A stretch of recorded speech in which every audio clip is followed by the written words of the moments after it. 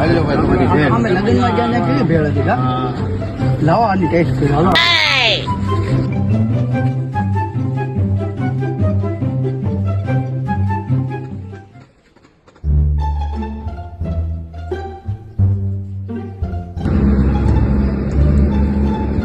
ભાઈ આના પૈસા હું દઈશ હો. હા ભાઈ ભાઈ આના પૈસા હું દઈશ હો ભાઈ. તારો ભાઈ જીવે હું પૈસા હું આપી દે હો ભાઈ.